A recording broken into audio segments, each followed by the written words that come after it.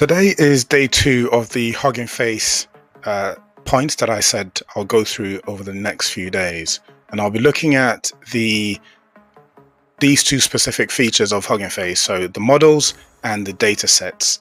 Now, the models in this case are the pre-trained models, and they are already experts at what they do. So let's have a quick look at Hugging Face to see what that looks like. So what you have to do is log into Hugging Face and then go to the models tab, and then you can see that there are over 702,000 different models. And on the left hand side you can see the different tasks that these pre-trained models can help you complete. So what you'd want to do is come in here, have a look at, for instance, computer vision. If you want to do something to do with text to image, you click on the text to image tab, and then that filters out the right hand side to only show you 25,000 models that handle text to image. So with these text to image models, you can just click through, and here is a text that will show you, and the code that will show you how you can use these models for your own purposes. Now, it's freely available to you, and you can access it from within Hugging Face itself. So all you have to do is these few lines of code, you pass it an image, and then it's supposed to give you back a response that would either be correct or not. But these models have been really trained, and they've gone through the expense of making it available to you. So if you really wanted to experience this, let's see where we can get this image. So that image is not in our set, so we can't just run this from here, but let's have a look at the files and versions. Okay, but this is essentially almost like a GitHub page for this model, and it's been downloaded 4 million times already. So there are people using it for their own personal projects. I'm trying to see where they save this astronaut rides horse.png from. Okay, that's what it's being saved as.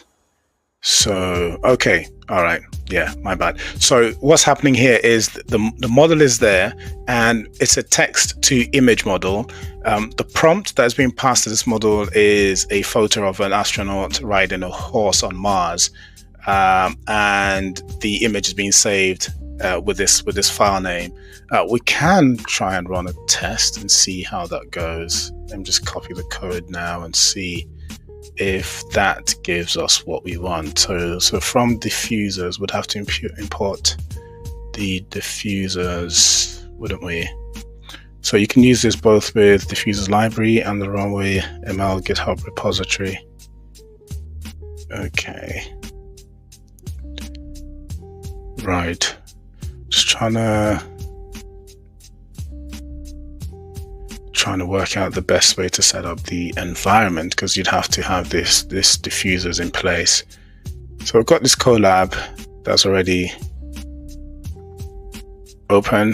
Let's refresh the screen. Let's see if that comes up. Okay, let's just plug in another code section and see what that does. Right. Oops.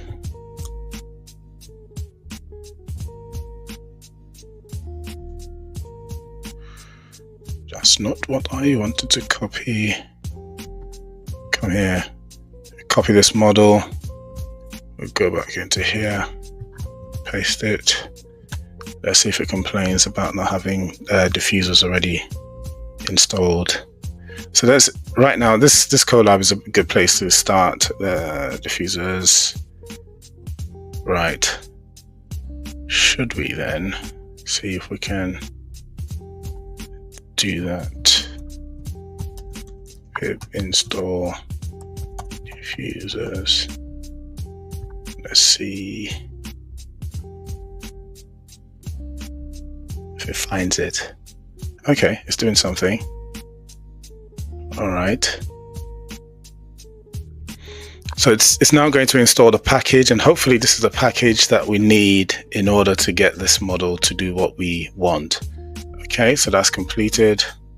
Let's see if it's able to do it. Okay, it hasn't failed yet. All right, so we've specified the model. Interesting. I wonder if I also need to install the Hugging Face. Okay, it's doing something. So it's downloading the tokenizers, I think. Okay, it's pulling down the model.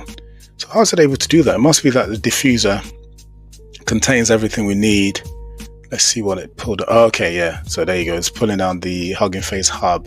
And that Hugging Face hub is probably what contains all the other components, like the tokenizer and the model itself. We can see. So that's the config file that contains the metadata for the model. Okay. Let's see what it does. Right, so it's loading a pre-trained model ID. That's quite interesting. All right, let's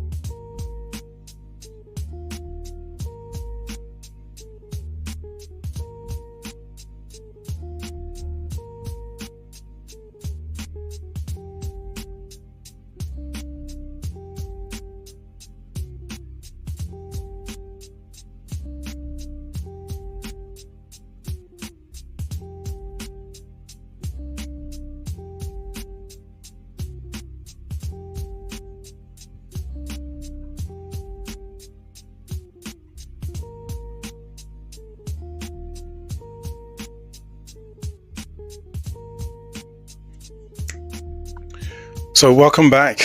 So as you can see, it's now completed the creation of the image. So I passed it a prompt, a photo of an astronaut riding a horse on Mars, and on the right hand side is what it's presented. It's not too bad. It looks like what we've asked it to do. The horse looks really nice. It's even created a shadow, and it's okay. So for something that you can run within your own environment, one thing that I had to do though was I had to switch within the Colab environment to a GPU, because with the CPU wasn't able to complete, so that's why I had an error earlier. But this is an example of what pre-trained model looks like and how you can run it for yourself. You can download it to your environment, download all of the code, and within the page you're given some of the test results and some of the history of the model itself and how it'd been trained. So this is very, very useful, and as you can see, it's just a few lines of code, and once you get started, it's very difficult to stop. Right, so that's on the models.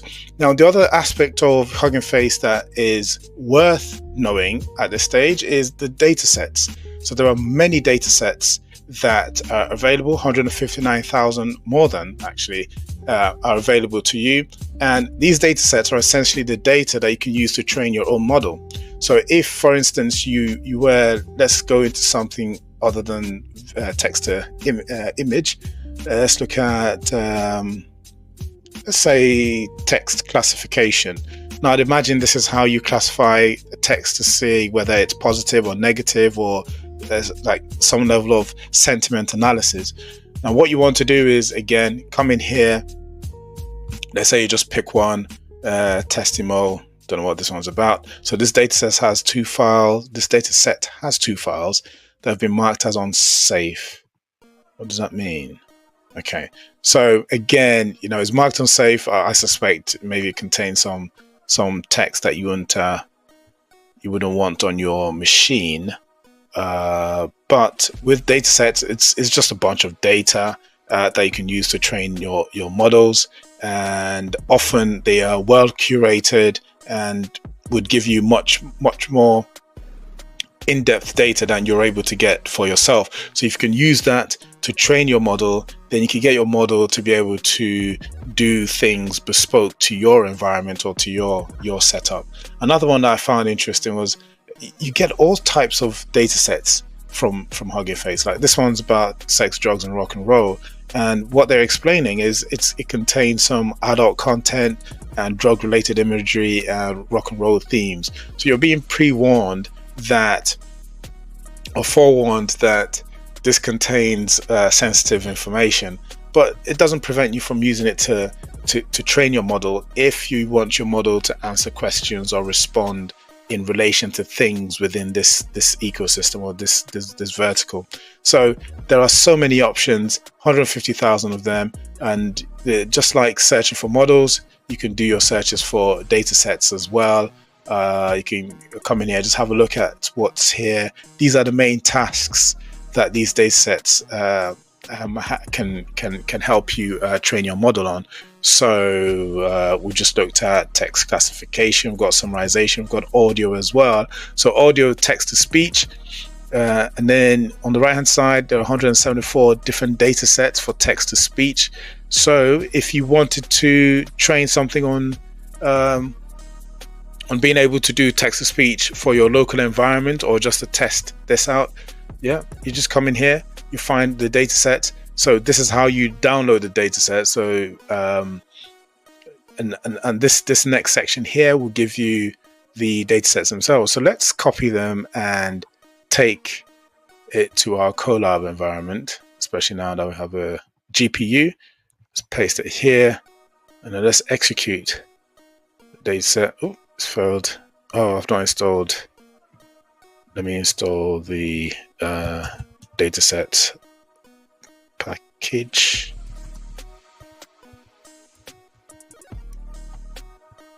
Right, so that's that there. Okay, so it's going through that process.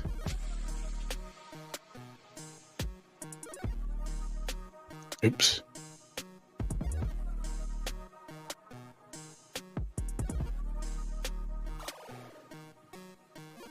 Okay, so that's it there. Let's see if it works this time, because I've seen that error before, but I ignored. Okay, so what's this one complaining about? Token is required.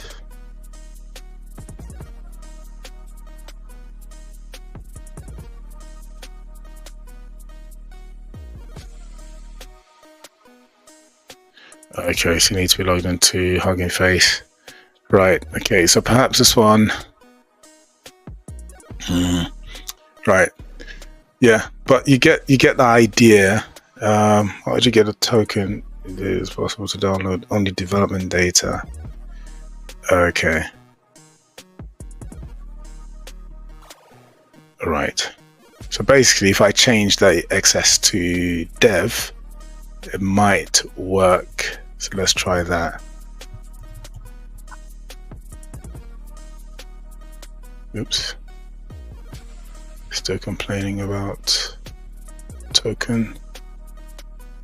Use of token true.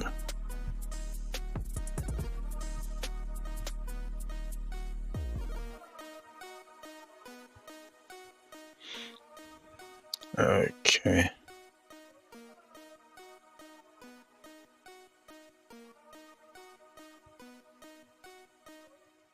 Yeah. Okay.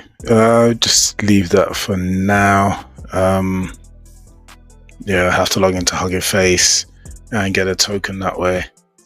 And there's no quick explanation as to how I could do that.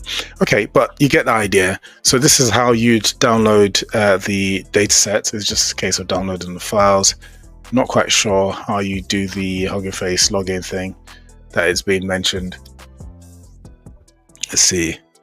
Token is required. Token equals true, but no token found. Well, if I change this token equals false, would it still download it?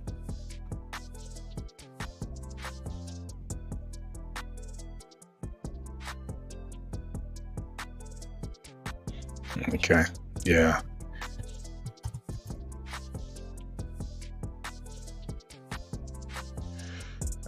Okay, so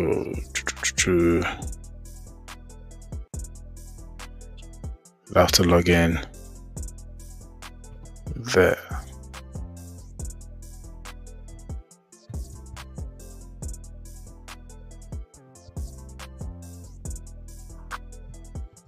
See if this gives us anything.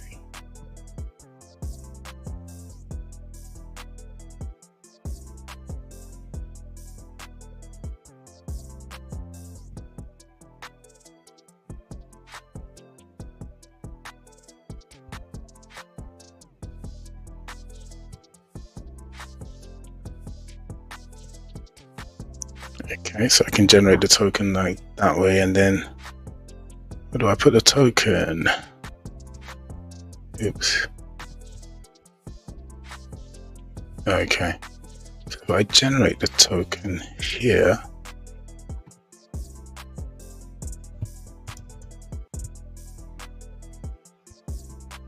so I'll delete this straight after this. Okay.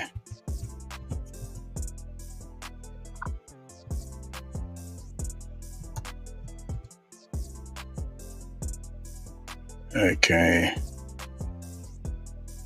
there's no helper.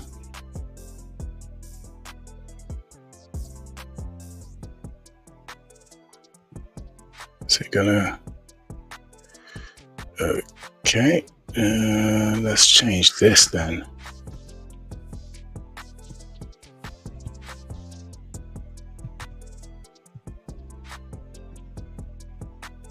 No.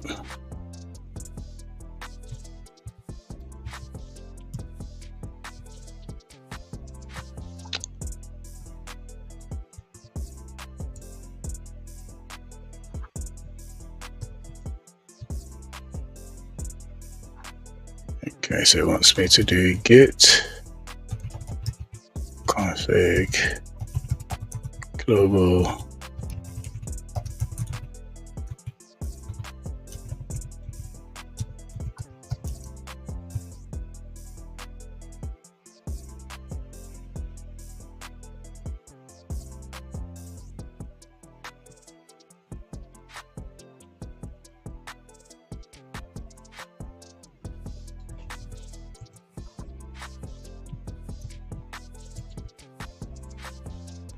Okay, so it's now saved it.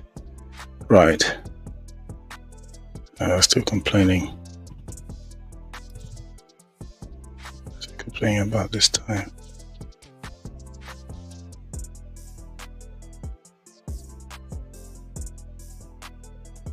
No access is disabled.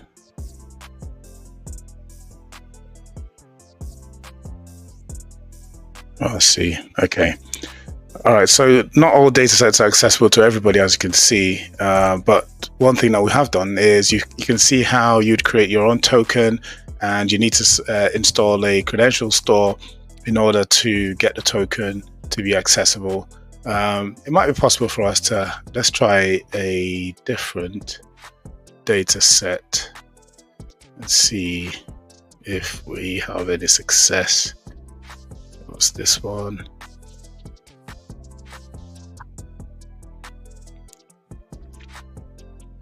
So to make it really easy, most of these give you the code to use. This one hasn't given us the code. Okay, so we wouldn't be using this one then.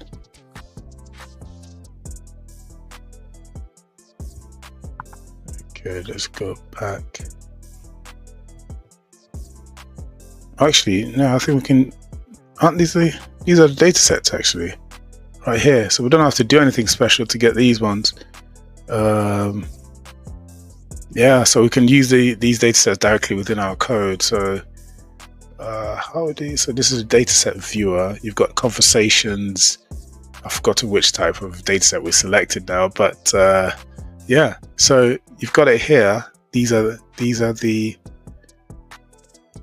data sets. You've got a conversations column. You've got 1 million rows. Oh wow. What was this then? So datasets, details. Right. So these are the sources. Right, John.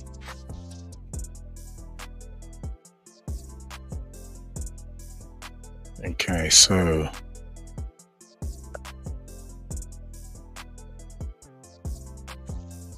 the conversations.